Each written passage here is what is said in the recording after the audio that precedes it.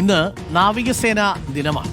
നാവികസേനാ ദിനാഘോഷത്തിനൊരുങ്ങി തലസ്ഥാനം. ശംഖുമുഖം തീരത്ത് ഇന്ന് യുദ്ധക്കപ്പലുകൾ നങ്കൂരമിടും. മുഖ്യ അതിഥിയാകാൻ രാഷ്ട്രപതി ദ്രൗപദി മുർമു ഇന്ന് കേരളത്തിലെത്തും. രാഷ്ട്രപതിയുടെ സന്ദർശനത്തോടനുബന്ധിച്ച് തിരുവനന്തപുരം നഗരത്തിൽ ഇന്നും നാളെയും ഗതാഗത നിയന്ത്രണമുണ്ട്. സുനുഷ ഏലൂരുണ്ട് കൂടുതൽ വിവരങ്ങളുമായി. സുനുഷ ഏലൂർ, നാവികസേനാ ദിനത്തിന് തലസ്ഥാനം ഒരുങ്ങിക്കഴിഞ്ഞിരിക്കുന്നു.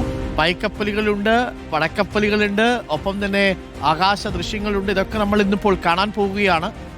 രാഷ്ട്രപതി ദ്രൗപദി മുർമു തലസ്ഥാനത്ത് എപ്പോഴേക്കാണ് എത്തുക?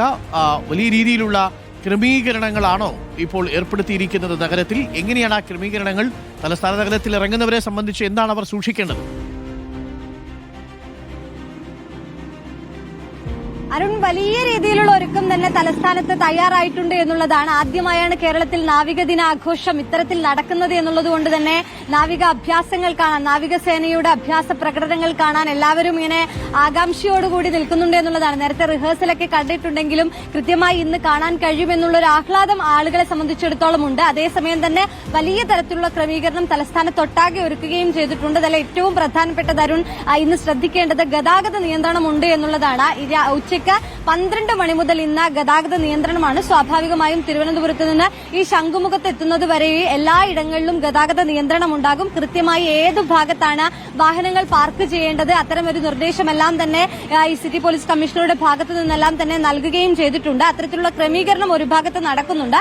ഒപ്പം തന്നെ ഇന്ന് വൈകുന്നേരം 4 മണി മുതലാണ് ഈ ചടങ്ങുകൾക്ക് തുടക്കമാവുക. കൃത്യം 4:10 രാഷ്ട്രപതി വിമാനത്താവളത്തിലെത്തുക. 4:30 ഗാർഡ് ഓഫ് ഓണർ സ്വീകരിച്ചുകൊണ്ട് 5:15 ഈ വേദിയിലേക്ക് എത്തുക. അതോടുകൂടി തന്നെ നാവികസേനയുടെ അഭ്യാസ പ്രകടനങ്ങൾക്ക് തുടക്കമാകുമെന്നുള്ളത് തന്നെയാണ്. ഈ പറഞ്ഞതുപോലെ യുദ്ധക്കപ്പലുകളുണ്ട്, INS വിക്രാന്ത് ഉണ്ട്, ഹെലികോപ്റ്ററുകളുണ്ട്, അന്തർവാഹിനിയുണ്ട്, യുദ്ധവിമാനങ്ങളുണ്ട്. അങ്ങനെ ആകാശത്തും കടലിലുമായി ഒരു വർണ്ണവിസ്മയം, അല്ലെങ്കിൽ ഈ പറഞ്ഞതുപോലെ നാവികസേനയുടെ അഭ്യാസ പ്രകടനങ്ങൾ കാണാൻ കഴിയുമെന്നുള്ളത് തന്നെയാണ്. നേരത്തെ റിഹേഴ്സലിന്റെ ഭാഗമായി ഒരു മുഴുവനായും തന്നെ അത്തരത്തിലുള്ള കാഴ്ചകളെല്ലാം തന്നെ കണ്ടതാണ്. അതിന്റെ ഭാഗമായി തന്നെ ഇപ്പോൾ പൂർണ്ണമായുമുള്ള ഒരു കാഴ്ച കാണാൻ കഴിയുമെന്നുള്ളതാണ്. അതിനനുസരിച്ചുള്ള ക്രമീകരണങ്ങൾ എല്ലാ ഭാഗത്തും ഒരുക്കുകയും ചെയ്തിട്ടുണ്ട് അരുൺ.